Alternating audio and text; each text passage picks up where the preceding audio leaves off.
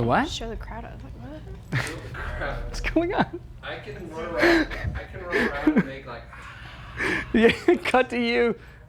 So you're opening. In studio crowd. And you're surprising me with what you're introing us with, right? Yeah, it sounds good in my head, so we'll see what happens when I spit out of my mouth. Why are you so tired? I've never seen you tired. I don't know. Figure it out. Do you think I have a disease? Multiple of them. I got 9 hours as well last night. Like how you responsible with them. Are we live? We'll do it live. Fuck it. All right, we're going live now. All right. No free marketing. That means you can't show Vantage. Yeah, I'm on the. I know. I just want to make sure, like, to see you now.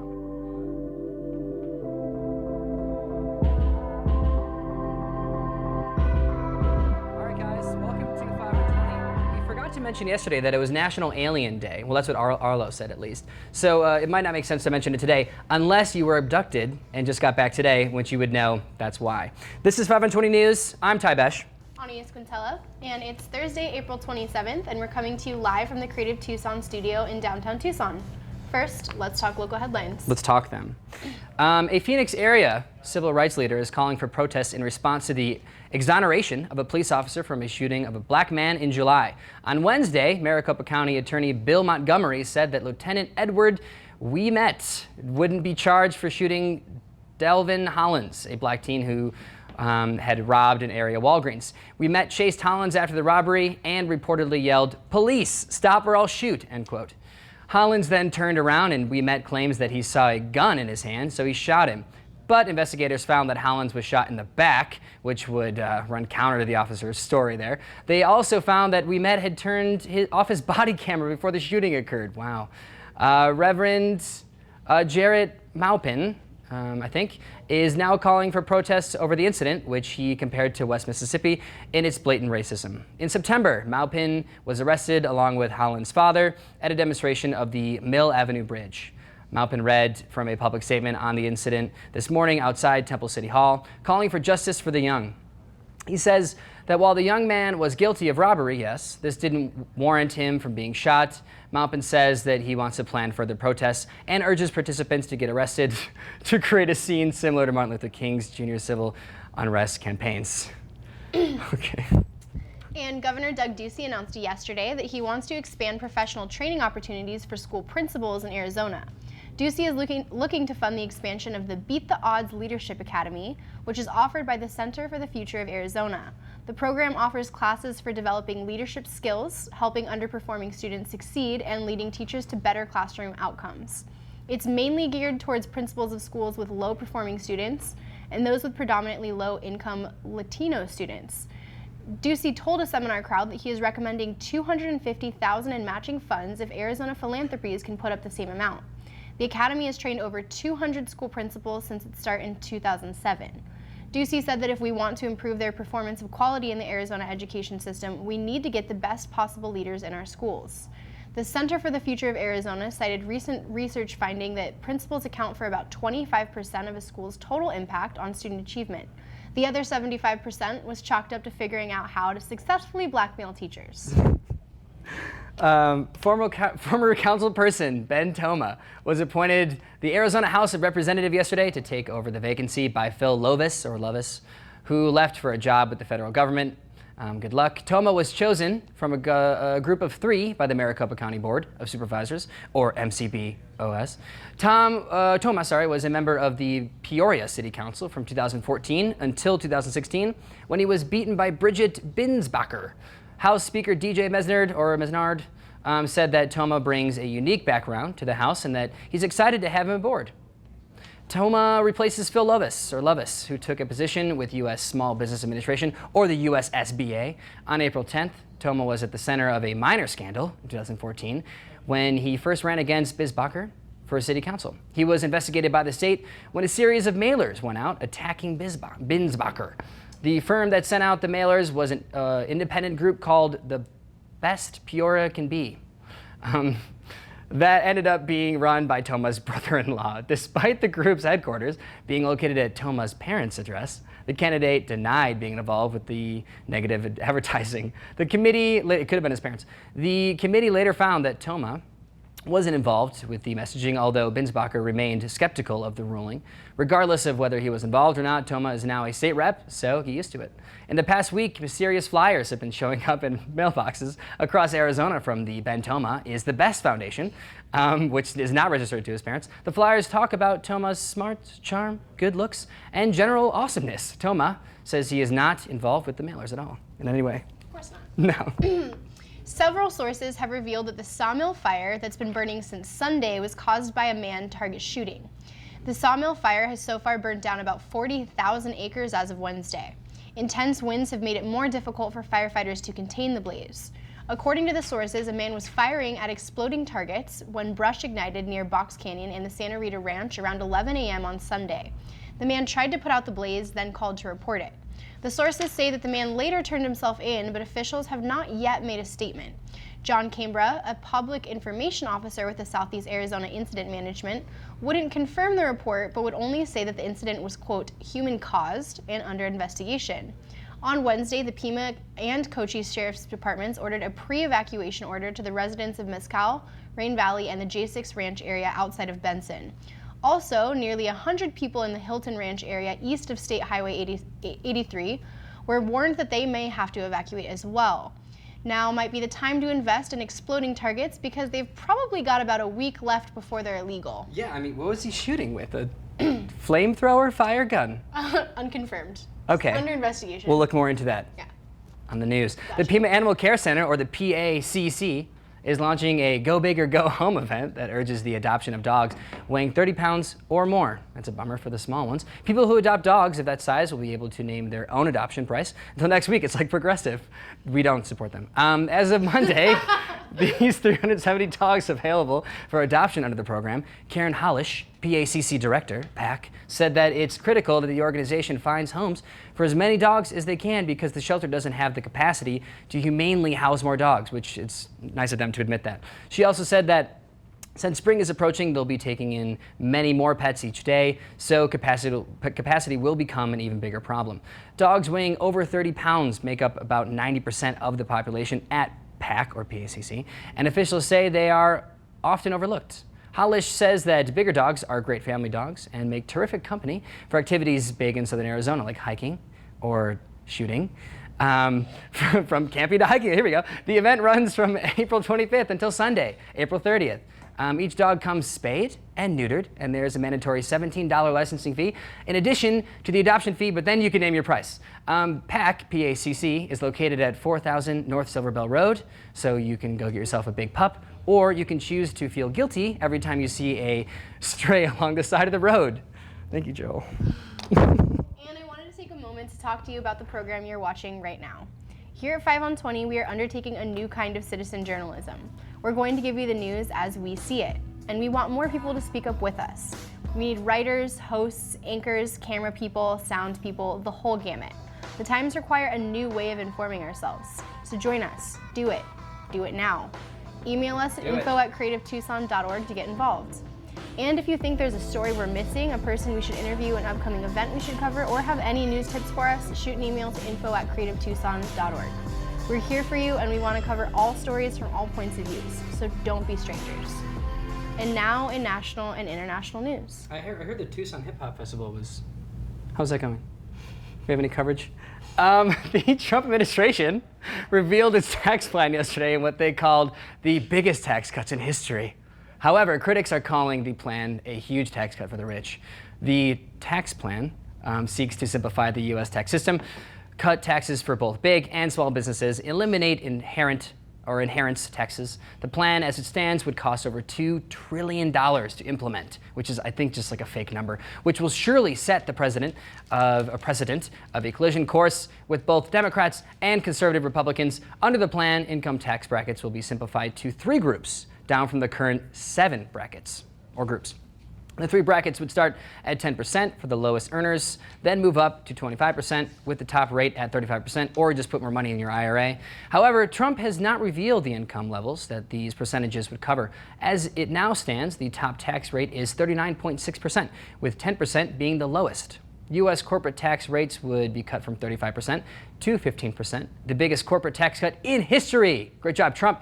Gary Cohn, chief economic advisor, says that the plan is, quote, about growing the economy and also, quote, creating jobs, unquote. Strong quotes. Keeping in mind that this is not only a plan and a tenuous one at that, Congress needs to come up with their own spending bill, and it's unclear whether they'll take any ideas from Trump's tax plan or smile and nod like 3-year-olds. Just show them a drawing of a unicorn. Oh, the sheep unicorn. In addition to the tax rate changes, the new plan will also cut the alternative minimum tax, or the AMT, which is a tax on wealthy earning. The AMT was designed to prevent wealthy earners from taking advantage of tax deductions. Leaked documents show that Trump paid $31 million in AMT in 2005. Wow. Under his plan, he would likely no longer have to pay the tax. Both Treasury Secretary Stephen Munchkin, is that his name? Oh, yeah, Munchkin. And do you know how to say it? Minikin. And Cohn declined to answer questions on how the president would benefit from the Don Rickles from the AMT elimination. But Trump wouldn't be the only one to benefit from the change, as his administration has been dubbed as the richest in history and includes several billionaires who would no longer have to pay the tax. Interesting. What is it? Minikin declined to answer questions on whether the plan would be revenue neutral, meaning that cuts would be equal to new spending. This has been the biggest issue among conservative Republicans, as they've demanded a tax plan that wouldn't add to the national debt. But the Conservative Tax Foundation found that the plan would cost more than $2 trillion, there's that number again, and balloon the nation's debt over 10 years. The Congressional Budget Office, or the CBO, said that debt would increase to 111% of the U.S. gross domestic product by 2027, which would be highest in American history. Not sure if the U.S. will be around in 2027. The plan also faces extreme opposition by Democrats, who have vowed not to support tax cuts from the rich. In response, Senate Majority Leader Mitch McConnell, I know that one, said that they may have to use a legislative technique called reconciliation. This would only require a majority of votes rather than the customary 60 votes. How religious. However, to go through with reconciliation, the tax plan must be deficit neutral. The release of the tax plan came on the same day when critics demand that the president reveal his tax returns before implementing any changes to the tax code. This is the longest paragraph. Yesterday, Treasury Secretary Stephen Minikin said that the president has no intention of releasing his tax returns to the public. Previously, Trump said that he wasn't able to release his returns because he was under audit. Trump says that the IRS audit concluded that his taxes were, quote, the greatest ever. Really, the guy said they were beautiful, tremendous, best tax returns he'd ever seen. I really wish you could all see them, end quote. But we can't. But we can't. And the Trump administration unveiled its controversial new office to support victims of crimes committed by undocumented migrants. The Victims of Immigration Crime Engagement Office, or VOICE, was ordered by Trump back in January when he released the details of his immigration crackdown. At the office's launch event, Homeland Security Secretary John Kelly said the intention was to, quote, acknowledge the damage caused by illegal aliens. Kelly did not take questions from reporters, but ended by saying that there's nothing but goodness in what we are doing here today. A group of crime victims was brought up on stage at the event, similar to Trump's Republican convention speech, where he brought up 3 people who had family members killed by undocumented migrants. The new office established a hotline for victims, who will be directed to an ICE officer. They would also be connected with one of 27 victim assistance specialists who are already employees of ICE. VOICE is expected to produce monthly reports that detail the crimes committed by the undocumented. ICE Chief Brian Cox said that his agency would comply with the request, but was given no start date to produce the reports. Critics say that the office will be used to scapegoat immigrants who have been shown in various studies to be less likely to commit crimes. A 2015 report by the American Immigration Council found that immigrants are far less likely to engage in crime than those born in the U.S. and are less likely to be incarcerated. Representative Joaquin Castro, a Democrat of Texas, said that it's not hard to believe that the president doesn't have an agenda here to make some kind of ugly example of undocumented immigrants. He said that if the president was really concerned about fighting crime, then he would listen to the leaders of law enforcement who say that the safest areas are those where immigrants are seen as important members of the community. This is mainly because when immigrants fear being deported, they are less likely to report crimes. Unsurprisingly, Steve King celebrated the office as a, quote, terrific move. That is the same Steve King who said and tweeted, "We can't rebuild civilization with someone else's babies."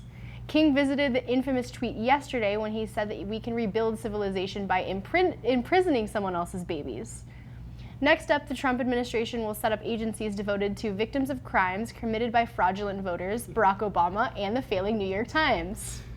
Scapegoating immigrants, I hate that. More Donald Trump news. Trump is relenting on his threat to shut down the government by eliminating federal subsidies for the Affordable Care Act, or the ACA, better known as Obamacare. The White House said it will not cut off the subsidies, at least for now, according to NPR. Democrats have demanded that the payments be included in the spending package, which is supposed to be revealed on Friday. Earlier, Trump threatened a shutdown if his big, beautiful wall wasn't funded, but he's since backed off these threats too, as well. The latest decision by the White House better ensures that the government will not be heading for another shutdown, which would be a disaster on Trump's approaching 100-day milestone. Democratic leaders now feel confident that they can pass a bill and keep the government open for business. Minority Leader Nancy Pelosi spoke with Chief of Staff Reince Priebus twice yesterday to negotiate the spending bill, and she says that they're, quote, making progress, end quote. If a spending bill isn't agreed on by Friday, the government will shut down, which will impact federal departments and agencies through the end of the fiscal year in September. There is the option, however, of seeking 1 or 2 week extensions, which would allow lawmakers more time to reach a deal. At the same time, the Freedom Caucus, a group of conservative lawmakers, threw their support behind a revised health care plan to replace the ACA. The new bill contains an amended, written by Freedom Caucus Chairman Representative Mark Meadows and Representative Tom MacArthur. The revised plan would allow states to get waivers for many of the ACA's mandates. States would now be able to opt out of selling requirements for insurers to provide certain benefits. States could also opt out of a ban on allowing insurance companies to set different rates based on a person's age and health status. This means that, in theory, insurers could charge more to sick patients, an issue that is actually opposed by Democrats. Moderate Republicans have also been slow to support the plan, but may go along with it just to see a new health care bill passed. And if it weren't enough, backtracking by Trump, the president also stepped back from his plan to get rid of the North American Fair Trade Agreement, or NAFTA, as you know it, which was another promise on the campaign. Yesterday, Trump signaled that the agreement would stay and that a deal may be reached in the future. Trump also showed signs of backing off from his plan to make America great again, as he tweeted that after a careful examination, America looks it's in pretty good shape after all. And almost 30 people have been killed in street protests in Venezuela that oppose President Nicolas Maduro. The protests began when Maduro tried to take away the power of the country's legislature, who largely opposes the president. Both pro- and anti-administration protests raged in the street of Caracas yesterday as 3 members of the opposition were killed, making that 29 people who have been killed so far, according to the Associated Press. Reuters claims that the death toll is 27 people, while the BBC says 26. Anti-Maduro protesters are calling for new elections, which the president indefinitely postponed last year. They are also calling for an end to the food and medicine shortages that have racked the country, along with skyrocketing inflation that is making basic goods unaffordable to most. On Wednesday, thousands of protesters met outside the country's ombudsman office because they claim the department has done little to represent their interests. Protesters tried to get into the building but were hit by tear gas canisters by security forces before they could get in. At the same time, pro-Maduro demonstrators took to the streets to support the president by shouting slogans and claiming that the opposition are U.S. agents trying to destabilize the socialist regime in Venezuela. The Organization of American States, a U.S.-based organization that ties together countries of the Americas, has criticized Maduro's handling of the opposition. In response, Venezuela said that they will leave the organization, which hasn't had a member leave since its founding in 1948. Maduro says that the OAS is simply another tool by the Americans to destabilize South America. He also defended the country's inflation problem, claiming that if a head of a lettuce costs $36, that's just because it's really high quality. Wow. The U.S. is planning to tighten sanctions on North Korea and increase pressure on the country to abandon its nuclear and missile programs. Donald Trump, in the news again, announced the strategy at a special briefing that included all 100 senators. A joint statement by the State Department and Pentagon said that I haven't heard that in a while, so the United States seeks stability and the peaceful denuclearization of the Korean Peninsula yesterday. North Korea is already under strict UN sanctions for its missile program, so there's not a whole lot more to do about the matter. The Obama administration already placed sanctions on the country a year ago in response to a nuclear and satellite launch. North Korea government property in the U.S. was frozen, and North Korea exports and investments were banned. But the U.S. is considering putting North Korea back on the list of countries that support terrorism. Another key part of the plan is to pressure China to take a more active role in stemming the missile and nuclear programs. China, though, has been reluctant to destabilize the region. This was because the fall of Kim Jong-un would mean a flood of refugees heading into China, which could cause an economic disaster. China also criticized the U.S. deployment of the THAAD missile defense system in South Korea. Yesterday, Admiral Harry Harris said that the missile system would bring Kim Jong-un to his senses, but not to his knees. That's good. But China said that the deployment would destabilize security. There have also been protests in South Korea against the THAAD system, which they say puts their country in harm's way. 3 South Koreans were injured in clashes with the police as the system was being delivered yesterday. In related news, after hearing of these sanctions, Kim Jong-un proceeded to eat an entire pecan pie, then napped for several hours. It sounds wonderful. That one's pronounced pecan. Oh, it's pecan. Turkey's police force has suspended over 9,000 officers over alleged links to Islamic preacher Fethullah Gulen. The action was ordered by President Recep Erdogan because of national security, because Gulen is suspected of encouraging a failed coup last July. Gulen, who now lives in Pennsylvania, is known to oppose Erdogan's rule but denies having any connection to the coup. In addition to suspending members of the police, over 1,000 people were detained in Turkey for supporting Gulen. Turkey has been consistently imprisoning opponents of Erdogan, but so far this is the largest sweep carried out in the country. Critics say that this is yet another example of Erdogan slowly becoming a dictator. The move comes weeks after Erdogan solidified his power by winning a vote that gave him sweeping powers by eliminating the country's legislature. Interior Minister Salumi Solu defended the decision by claiming that the police force has become infiltrated by what he calls secret imams. Europe has been critical of the crackdown in Turkey, which has stalled talks of the country becoming a member of the European Union. Germany's foreign administrator said that they have, quote, taken note of the mass detentions with concern, because if there's anything that will force Turkey to get it together, it's a concern note. The foreign minister said that if Erdogan isn't careful, next will be a perturbed letter.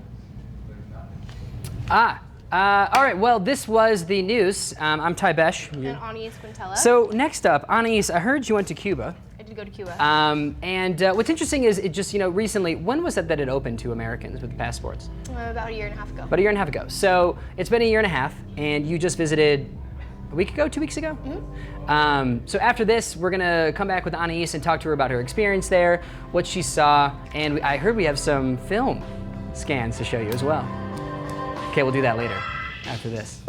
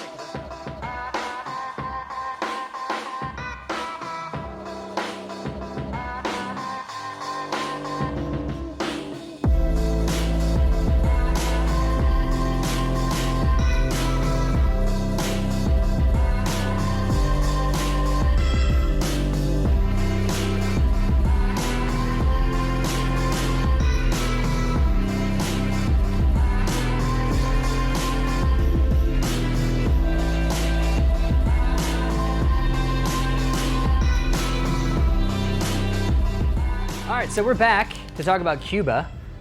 Before I ask you anything about Cuba, I see you have a lot of notes in front of you. I do have some notes. Do you want to, should we start with those? I mean, yeah, if you want, just. Yeah, Okay. I don't want to lead us in the wrong direction, so kind of like you. So I yeah. did just get back from Cuba. Unfortunately, not all of my film made it home with me, which is a story in and of itself. No. But I did want to share a couple of the scans. The first one I had was of this bar called El Floridita. So it's famous for its drinks and its food, but also because Ernest Hemingway would drink there. So it was founded in 1817.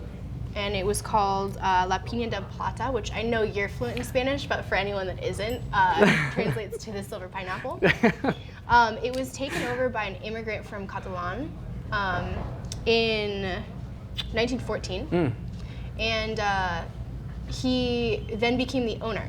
So he started bartending there and then became the owner later on. And he's actually credited with inventing the frozen daiquiri. No.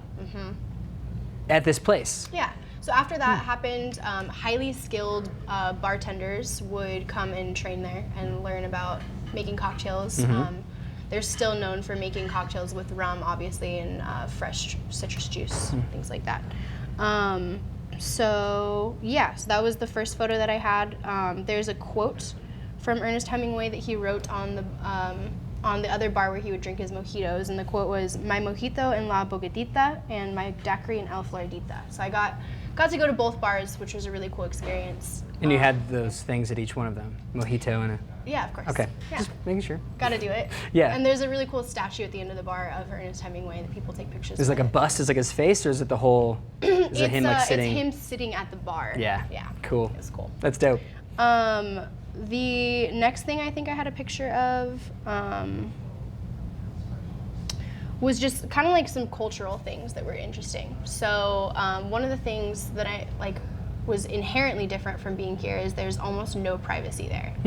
The culture is just super open all the time. Like you'd walk on the streets and just people would have their living room doors open, and you would you could look in and see them watching TV or spending time with their family or doing whatever, like cooking, cleaning. No security doors. Like the mat. Sometimes yes, sometimes no. Yeah. Okay. Yeah, just kind of depended. You would also just see people, like airing their laundry up, all of their underwear, things like that, just everywhere. So it was cool. I feel like it created this culture where there was like this sense of like connectivity and inclusiveness. Whenever we would meet people, they would want to invite us into what they were doing. We got to play dominoes on the Prado with some gentlemen who were super friendly, and immediately I asked if I could take their picture, and they were like, yeah, of course, and immediately invited us into their game and started talking about their lives, and it was really cool to interact with people in that way, and it was super different from how people interact here. There's just this rawness and sense of openness that we don't have here. And the pace is way slowed down there. It's one thing you would notice, especially being from the restaurant industry, is there's no sense of urgency there. Right.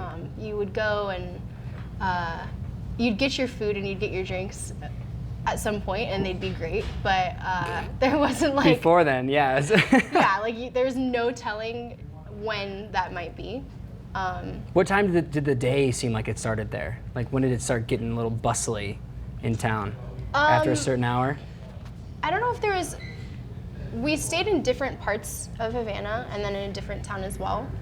So I think it varied a little bit from parts, but we did notice mornings were pretty slow. Everything on Sunday seemed to shut down after 3, which was interesting. Couldn't find rum juice boxes, which was one of our goals. That's a thing there. A rum juice box, like the straw in the. Yeah. Okay. We had a goal of finding them and did not find them because all the stores closed down after 3. Yeah. Even though there's there's almost no police presence on the streets, and even though the government influence is strong, so the stores would stop selling alcohol because they knew better than to do it. You wouldn't see very many police on the streets, but everyone seemed to still act a certain way. And that goes along with, you were saying something about you couldn't take photos of police officers, correct? Yeah, it's illegal to take pictures of the military or the police.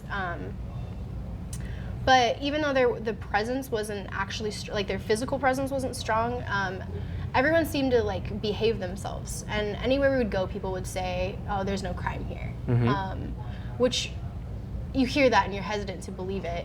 But after spending some time there, I'm almost more inclined to believe it. I think because like the stakes are so high, like if you get caught doing anything wrong. But also people just seem to have some sense of like loyalty to the integrity of their culture. It doesn't feel like imposed in any way. One of the interesting things was the challenges that like the youth would face in being creative. So there's multiple groups trying to get in just things for the youth to do. So there's a group called Cuba Skate, and they try to get skateboarding gear to skateboarders there because they can't get it any other way unless it's being brought in from outside sources. No skate shops. No skate shops. Because, what's the reason? They just can't. Can't tax it. Yeah. Right? That's the whole thing. So it's really interesting to watch, to have been able to watch in real time these people be introduced to new things like this. We hung out with a group of skateboarders there who were amazing, and you'd watch people go by on the streets and give them weird looks as if they hadn't ever seen people skateboarding before. Like it was such a like new thing. But these things that are being introduced, like climbing, what have you, this sense of community is so strong because they're all building it from the ground up together, and it's one of the only things they might have. So they identify really strong with it and care a lot about it, and that's immediately inherent. The other thing that was cool was like the street art. So we ended up finding the gallery of this guy called 2 + 2 = 5. His real name is Fabian, and 2 + 2 = 5 is this phrase that I wonder if he got from Orwell's 1984. Which was when he talks about it, he's like, "Oh, the government could say 2 + 2 = 5, and everyone would believe it." Right. So yeah, very communist. right. Yeah. So 2 + 2 = 5, or Fabian, he does this really good job of like demonstrating the multifaceted culture of Cuba that not everyone sees. So there's this underground world there of street art and skateboarding and all these things that are just now being established. That people, and don't get me wrong, like the old cars, the cigars, the rum, the Roomba dancing, like it's all great and it doesn't feel that touristy, but there's also this untold story that's going on there of people trying to establish this other side of the culture. And the street art was super reminiscent of that, and I got to take a couple pictures and visit his gallery, which was really cool. And again, like the stakes are so high. Like it's so interesting to see people be willing to do street art in places that are super visible to the public, knowing well if they get caught, like. But they go to, where do they go though? It's not as bad as if you get caught for stuff here. They go to farm, what is it called? Prison farms? Prison farms, yeah. That's not so bad. Doesn't sound so bad. I think there's multiple levels. Sure, but Yeah. yeah, prison farms were a thing. Yeah, that's mostly what I wanted to say. Do you have That's any cool. questions about it? Yeah, hopefully we showed all the photos. Yeah, and should we mention about the skate thing? Like, maybe? About Trying what? to cover the skate thing. Um, Trying to get in. nah. Okay, cool. Well, thank you, Anais. I hope you enjoyed your trip. I'm glad you made it back. You'll have to tell us a story about the film one day. I'm interested. It's a long story, Yeah. but it can be summed We can make a up. segment out of it. You just come on, talk about film. It can be summed up with don't ever fly Spirit for any reason. Exactly, it's so true. Yeah. All right, cool. Well, thank you. Do you want to throw it this time? You want to Yeah. do the honors? All right. This was 5 and 20, the new other segment that we made it up. Anais teaches Ty about culture in Cuba. That's every day, though. Okay. Thank you, guys. See ya. Bye, guys. No.